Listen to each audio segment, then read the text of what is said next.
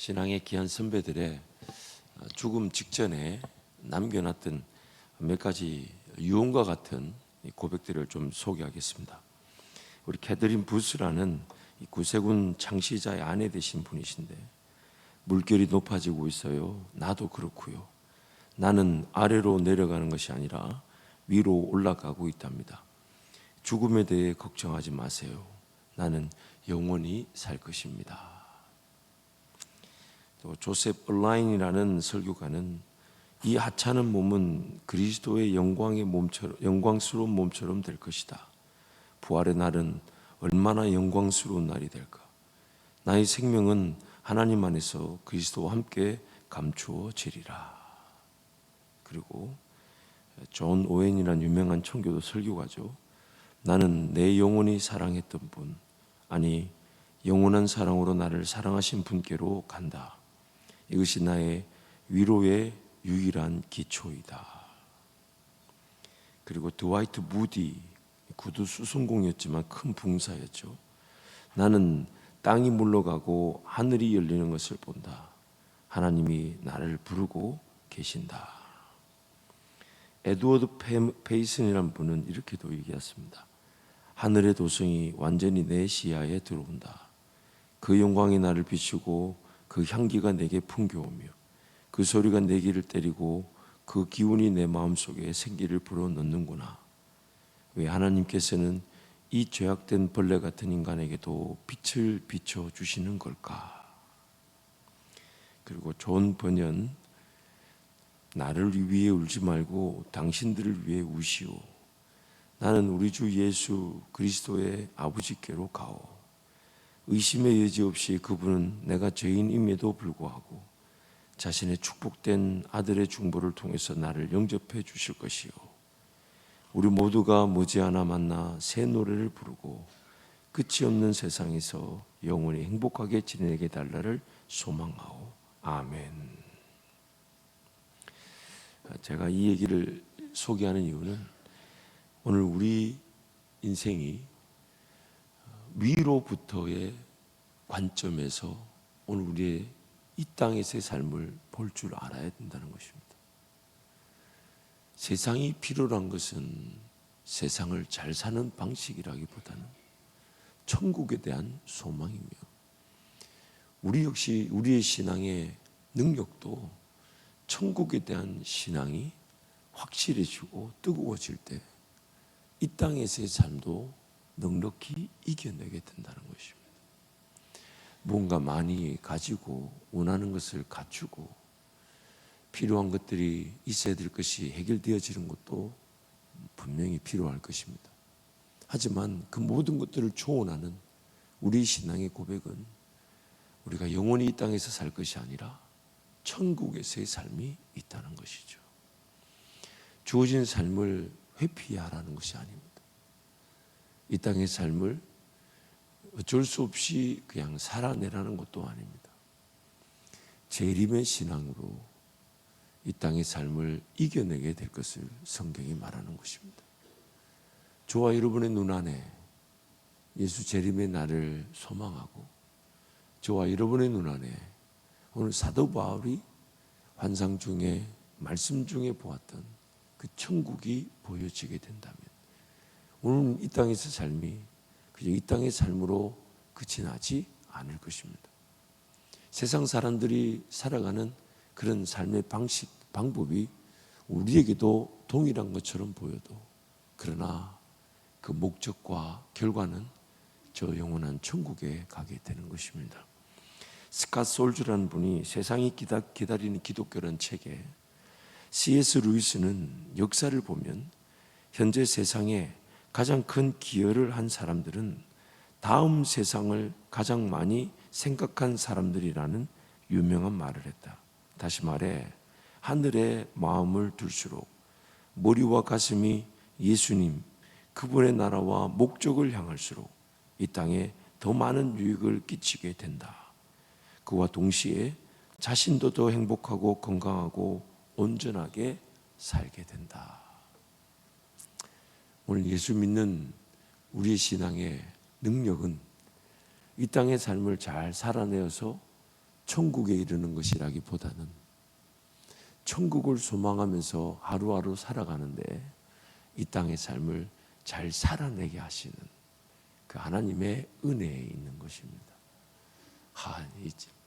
저도 대언자이기 때문에 여러분께 말씀을 나누면서 놀랐는데요, 한 번만 하고 지나가기가 너무 아까워서 한 번 더 하겠습니다. 우리 신앙의 능력은 이 땅의 삶을 잘 살아내어서 천국에 이르는 것이라기보다는 천국의 삶을 기대하는데 오늘도 이 땅의 삶을 살아내게 하시는 우리 예수님의 은혜에 달려 있습니다. 그러므로 오늘 우리가 바라야 될 것은 저 영원한 천국이 우리 눈 안에 가득해지는 것. 사도 요한에게만 보여주고 싶으셨던 천국이 아니라 사도 요한에게 보여주심으로써 우리에게 보여주고 싶으신 천국입니다. 요한계시록을 기록하게 하신 것은 요한계시록 기록한 저자 요한에게만 주시는 은혜가 아니라 주님 오시는 그날까지 예수님의 몸된 교회와 성도들이 요한에게 보여주셨던 그 천국을 바라보면서 이 땅의 삶을 승리하기를 원하셨던 것입니다. 사랑하는 성도 여러분, 오늘이 마지막인 것처럼 예수 바라본다면 저와 여러분의 지금 고민하고 있는 인생의 걱정, 근심, 두려움, 염려는 어떻게 될까요? 지금 기도 제목으로 삼고 있는 것들이 만약 오늘 밤이라도 내 영혼을 주님이 데려가시기를 바란다면 지금 우리가 혹시 너무 두려워하고 있는 건 아닐까요? 너무 염려하고 있는 건 아닐까요? 오늘 우리가 이 땅의 삶을 회피하여 저 어딘가에 모여서 예수 재림을 기다리지 않은 그런 이단의 사상은 분명히 경계되어야 되고 분명히 깨어있음으로 거절되어야 되겠지만 혹시 우리 너무 이 세상의 삶에만 붙들려 있는 건 아닐까요? 뭔가 잘 살아내야 된다는 그 부담이 오늘도 내 인생을 데려가실 예수 소망의 그 능력보다 더 큰 능력이 필요한 것처럼 여기고 있는 건 아닐까요? 사랑하는 성도 여러분, 위로부터 내려오는 능력이 지금 현재 이 땅에서의 삶을 살아가는 능력이 됩니다. 나의 시선이 저 천국을 향할 때, 그래서 그 천국에 대한 분명한 소망과 희망이 넘쳐날 때 오늘도 주님이 살아나게 하실 것에 대한 믿음이 생기는 것이죠. 그러기에 여러분, 우리 예수도 바라보기를 축복합니다. 예수도 예수 소망으로 가득하기를 축복합니다. 그래서 뭔가 이 땅의 삶을 잘 살아내야 된다는 부담이 강하거들라 잠시 그 자리에서 예수님도 한번 찾아보고 예수님 한 번 더 의지해보고 예수님 한 번 더 불러보고 예수님 한 번 더 의지해 보려고 하는 그런 기도의 자리가 살아나기를 축복합니다. 그래서 여러분, 오늘 우리 요한계시록 본문인데요, 우리 한 번 더 함께 선포합니다. 또 내가 새 하늘과 새 땅을 보니 처음 하늘과 처음 땅이 없어졌고 바다도 다시 있지 않더라. 또 내가 보매 거룩한 성 새 예루살렘이 하나님께로부터 하늘에서 내려오니 그 준비한 것이 신부가 남편을 위하여 단장한 것 같더라.